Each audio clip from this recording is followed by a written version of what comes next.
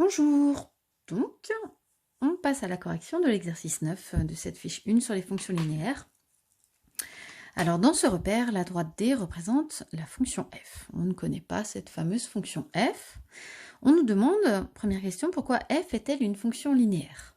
Alors d'abord, je rappelle, puisque je n'ai pas encore eu l'occasion de vous le dire de vive voix, une fonction linéaire, c'est une fonction qui s'écrit sous la forme f de x égale ax. Voilà ce que c'est une fonction linéaire. C'est un cas particulier de fonction affine parce que le petit b, le coefficient qu'on a appelé l'ordonnée à l'origine, est nul pour une fonction linéaire. C'est juste f de x égale ax, a étant un nombre quelconque. Donc c'est déjà la première chose que je vous ai apprise à propos des fonctions linéaires.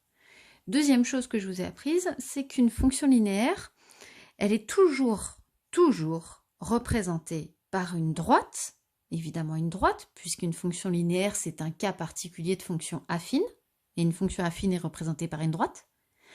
Oui, c'est une droite, mais pas n'importe quelle droite, une droite qui passe par l'origine du repère. Ça, c'est ce qui différencie justement ce cas particulier d'une fonction linéaire du cas général d'une fonction affine. Dans le cas particulier d'une fonction linéaire, la fameuse droite qui représente la fonction passe par l'origine du repère. Et c'est bien le cas ici. Pourquoi f est une fonction linéaire? Pourquoi la fonction qui est représentée par cette droite est une fonction linéaire? Car elle passe par l'origine. Et je vous ai déjà expliqué pourquoi est-ce que cette droite passe forcément par l'origine sur Pronote, mais je vais vous réexpliquer ici.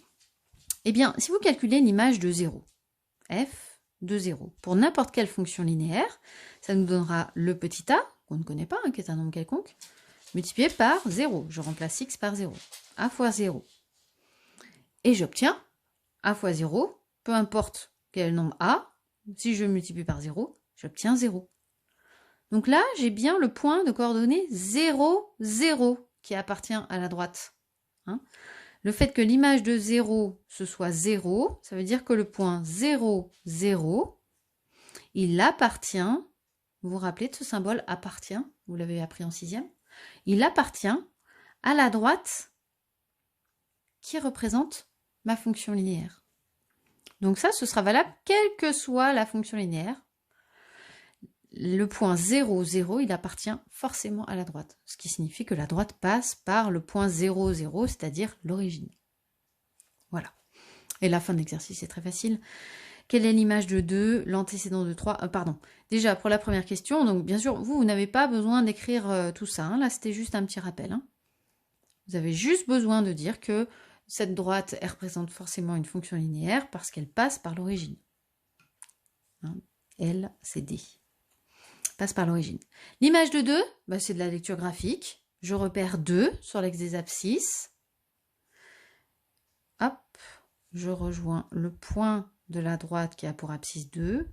Et le point de la droite qui a pour abscisse 2 a pour ordonnée 1. Donc l'image de 2, f de 2, est égale à 1.